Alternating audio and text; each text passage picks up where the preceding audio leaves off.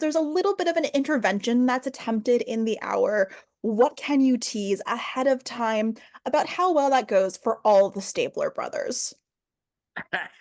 Well, I'll take that because it's my idea to do the intervention, and I think it's going to be, just going to go according to Hoyle, and and check chit chit chit chit chat, and we talk a bit, and we walk out holding hands, and we take him to rehab.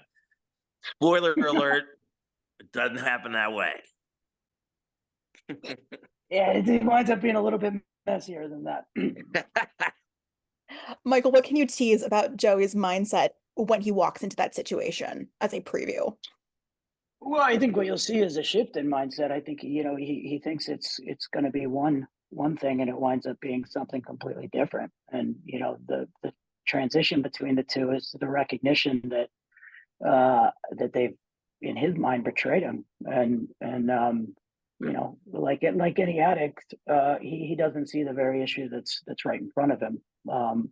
Not at all, and not like other people, especially the ones that love him, can see it. And I think what you're going to experience is, the denial that oftentimes comes when faced with your own problems. You just don't want to hear it, and you genuinely don't believe that it's a problem. And I think the manifestation of that is what you'll see in this scene, which is anything but pleasant and anything but kumbaya. Yeah. Well, in addition to the problems that they are all having, there's also the lingering kind of cloud of Bernie's own deterioration that's going on in the background of everything. For both of your characters, how do you think that is impacting them day to day and how that's influencing what they're doing in their lives right now?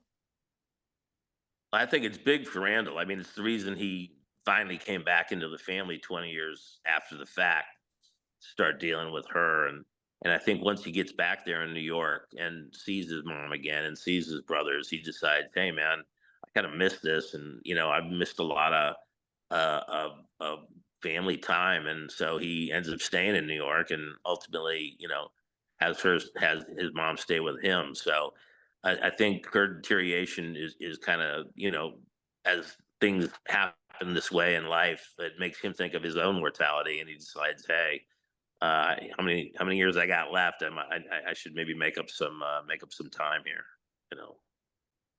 So I think I'm on the I think I'm the opposite of it. I think my lies, the many lies that I'm continuing to live and perpetuate, it compounded with my addiction is blinding me to really take an active part in helping out. I it's not that I don't recognize clearly what's happening with her, and I think there's probably a level of that reality that pushes me more towards the lies and the addiction. But I'm certainly not capable in any way to take on any responsibility with her. Uh, I've got too much going on that's selfish by nature, but it's taking every last energy to continue to sort of live the lie successfully. Yeah. Well, and you both had worked with Chris on other projects prior to this. What has it been like establishing this brother bond in this show and in these very different relationships? yeah, I think the previous thing I worked with him on, in which we played used car salesmen, best buddies. I think it's important. I think it's great. I think it's just added something that you get to bring into the situation. And I felt like I could play his brother from day one, and then meeting Michael was quite frankly the same thing. I thought, I think we just all kind of instantly actor bonded, and said, and it just felt really natural from day one. Uh, and Yeah, that's all I can say. Yeah, I mean, for me, I mean, it certainly shows the rapport between Dean and Chris is remarkable and incredibly natural. There was a familiarity with Chris. I know him personally, but frankly, coming in, I wanted to try to actually go a little bit of the opposite direction and recognize that my sort of brother experience with both of them was always from a distance. I didn't grow up with them in the same house and have the experiences that they probably did as kids growing up together, just because of the age gap.